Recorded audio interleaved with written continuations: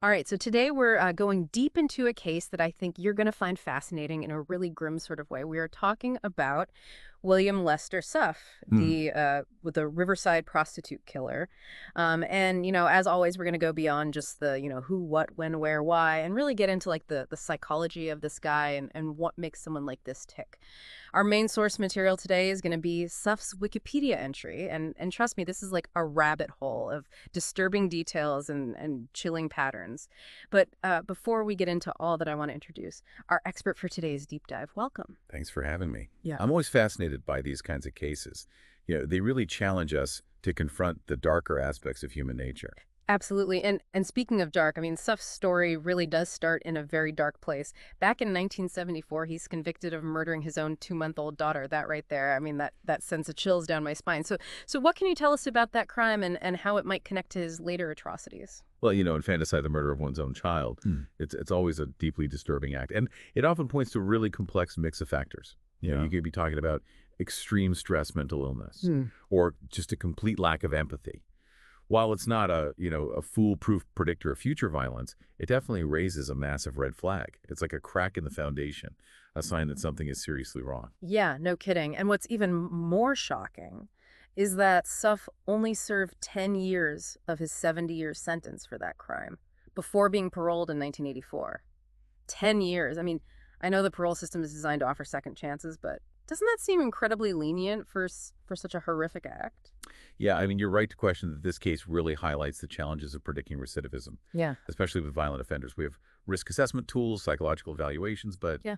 they're not perfect. The parole board at the time, they clearly underestimated the depth of Suff's potential for violence. And that miscalculation had devastating consequences. Yeah, and those consequences started to unfold just a few years later. In 1989, Suff has this terrifying encounter with a sex worker named Rhonda Jetmore. He tries to strangle her, but she fights back like with incredible ferocity, biting him hard enough to actually break her own tooth in the process. She manages to escape, but it's like this chilling preview of the darkness that's to come. Rhonda's escape was remarkable. I mean, it speaks volumes about her strength and her survival instincts. But this incident also marks a clear escalation in Suff's behavior. It's no longer just this horrific act against his own child. It's now targeted violence against a stranger, a vulnerable woman. This suggests a growing sense of confidence and a willingness to act on his dark impulses. And that's when things take a truly horrifying turn. Beginning in June of 1989, a string of murders starts, primarily targeting sex workers in the Riverside area, and each case is more gruesome than the last. The details are incredibly disturbing. Kimberly Little was the first found strangled with signs of torture. Then Christina Leal brutally stabbed and strangled, her body staged with a light bulb inserted into her uterus. God, that light bulb detail is particularly disturbing. It's a form of what we call signature, a unique element of the crime that goes beyond just the method of killing. This kind of signature often points to an organized offender, someone who plans their crimes carefully and wants to leave a specific message or impression. In this case, it suggests a deeply disturbed individual with a need for control and a desire to humiliate and dehumanize his victims. It's absolutely terrifying to think that someone could be so calculated and cruel. And sadly, the brutality only intensifies. Darla Ferguson was found, strangled her legs, propped up, covered with a trash bag. Then Carol Miller nude in a grapefruit orchard. Signs of both smothering and stabbing. And a peeled grapefruit placed beside her body. Hmm. That grapefruit is interesting. It could be another signature element, a way for Suff to personalize the crime, to inject a twisted sense of his own identity into the scene. It's important to note that these details, as horrifying as they are crucial for investigators. They help build a profile, a picture of the killer's motivations and psychology. So it's like each detail, no matter how small or seemingly random, is a potential clue that could help crack the case. Exactly. Think of it as a puzzle. Every seemingly insignificant detail, from the way the victim is positioned to the presence of seemingly random objects at the crime scene, could be a piece that fits into the larger picture. And as investigators were trying to piece together this horrifying puzzle, the murders continued. Cheryl Coker was found, strangled, her breasts severed after death, and Susan Sternfeld strangled nude and carefully posed near a dumpster. This posing of the victims becomes a recurring theme, and it's truly disturbing. Yeah, the posing is significant. It suggests a desire to control the victim even after death. to create a specific tableau, almost like a macabre work of art. This goes beyond just power and control.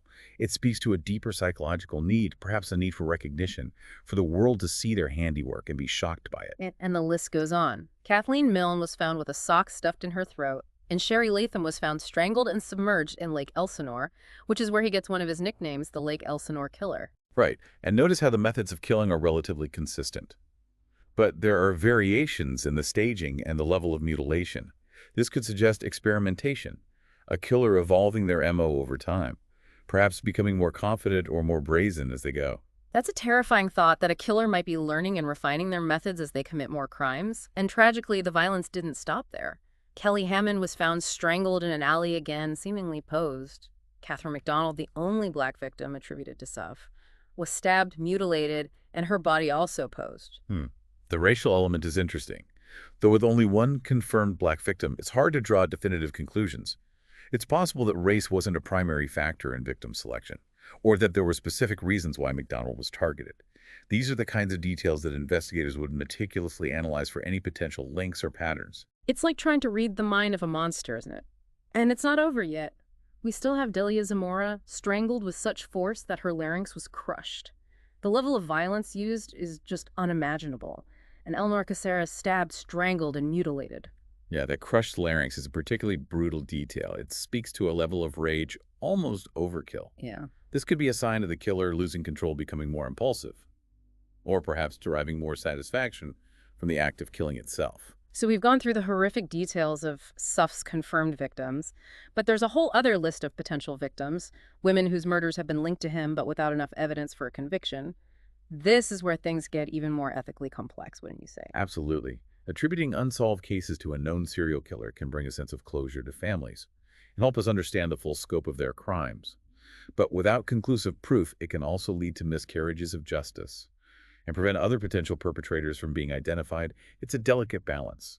And it's a balance we're going to explore further as we delve into those suspected cases and the rest of Suff's story. You ready to keep going? Let's dig deeper. So Suff is finally caught in 1992, and it's during a routine traffic stop.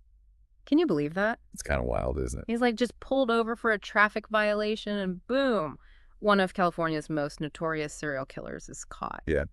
It just goes to show you that these guys, these predators, they often hide in plain sight.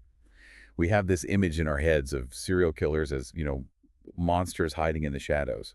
But the reality is they can be anyone, your neighbor, your coworker, someone you pass on the street every day. And get this, during the time he was committing these horrific crimes, Suff was working as a warehouse clerk for Riverside County. He was even delivering furniture to the task force that was investigating him. Oh, wow. Talk about irony. It's crazy, right? Yeah, it really highlights this chilling ability that some individuals have Yeah. to compartmentalize, separate their dark desires from their everyday actions. So fast forward a bit. Suff is arrested, and in 1995, a Riverside County jury finds him guilty of 12 murders and 1 attempted murder. He never testified in his own defense, and after a penalty phase where even more disturbing evidence about his past comes to light, he was sentenced to death. Right, and that evidence presented during the penalty phase, particularly about the abuse of his own daughter from a second marriage, it really solidified this pattern of violence that seemed to define his life. It's a tragic and disturbing example of how early trauma and abuse can have these really long-lasting and devastating consequences, not just for the victims themselves, but for society as a whole. Yeah, for sure. And as of right now, Suff is still on death row at San Quentin State Prison. But as we mentioned earlier, there's this long list of other murders that investigators believe could be connected to him. One of the earliest potential victims is Michelle Gutierrez, found in a drainage ditch in 1986. Just a month later, there's Charlotte Palmer, found near Roma land.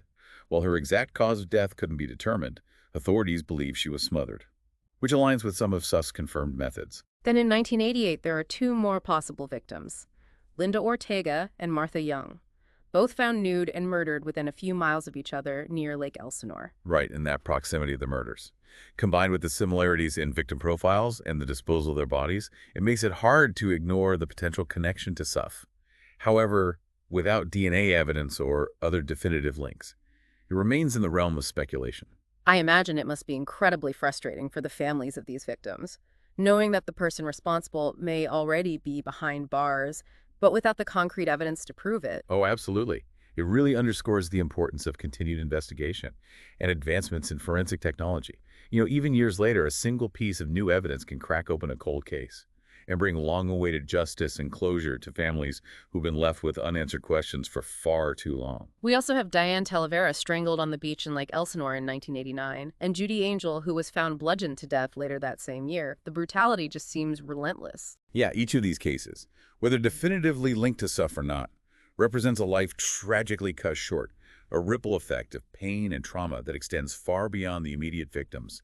It's a sobering reminder of the human cost of these crimes and the importance of continuing to research and understand the factors that contribute to such violence. One of the most compelling cases is that of Cherie Pessour, found behind a bowling alley in 1991. She was thought to have been suffocated, and there were shoe prints at the scene that matched those found where Cheryl Coker's body was discovered.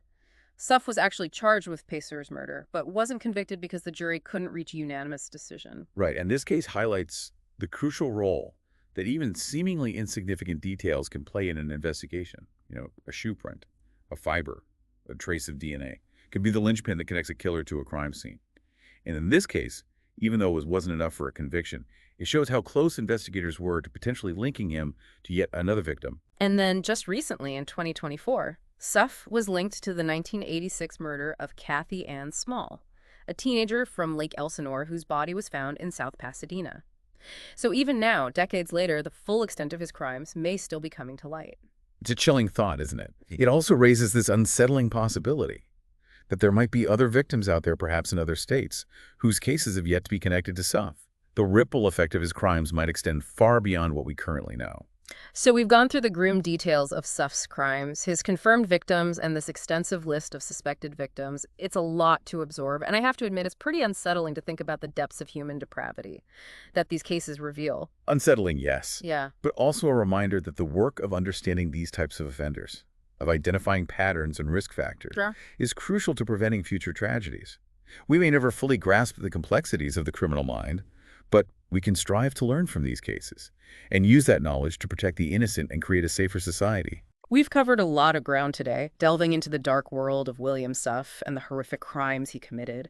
But what I find particularly fascinating is the psychological aspect of it all. What do you think, from your expertise, goes on in the mind of someone like Suff? How can a human being commit such atrocities? That's the million-dollar question, isn't it? And unfortunately, there's no easy answer. I mean, we can speculate, of course, about the nature versus nurture debate, childhood trauma, potential genetic predispositions, or even the influence of like a dark fantasy world that takes root in someone's mind. But ultimately, the motivations behind these acts are complex, often deeply rooted in the individual psyche, and incredibly difficult to disentangle. Yeah, it's like trying to solve a puzzle where half the pieces are missing, and the ones you do have don't seem to fit together. Exactly. And that's precisely why the work of criminal psychologists and forensic investigators is so crucial. We're constantly searching for those patterns, trying to understand the how and the why of these crimes. The more we learn about the criminal mind, the better equipped we become to identify potential warning signs, intervene early, and hopefully prevent these kinds of horrific acts from happening in the first place. So after diving deep into this incredibly dark and disturbing case, what are your final thoughts? What does the story of William Suff tell us about the nature of evil, about the human capacity for violence? Well, it's a sobering reminder that evil does exist, that there are individuals out there who are capable of unimaginable cruelty. But it's also important to remember that these individuals are a tiny fraction of the population. The vast majority of people are capable of empathy, compassion, and love. That's a good point. It's easy to get caught up in the darkness of these stories and lose sight of the fact that there's still so much good in the world. Absolutely. And while it's essential to acknowledge and understand the darkness, it's equally important to focus on the light, on the resilience of the human spirit, on our capacity for healing, and our unwavering pursuit of justice. Well said. And on that note, I think it's time to wrap up this deep dive into the chilling world of William Suff. It's been a heavy one, to be sure, but hopefully also illuminating.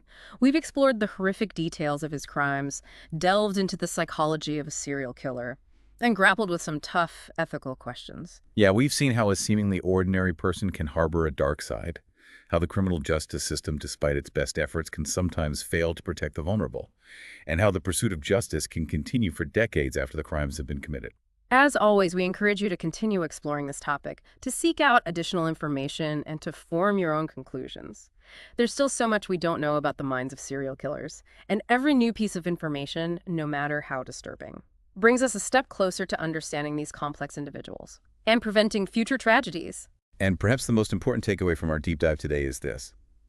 Be aware of your surroundings. Be vigilant and trust your instincts. If something feels wrong, it probably is. Until next time, stay curious, stay informed, and most importantly, stay safe.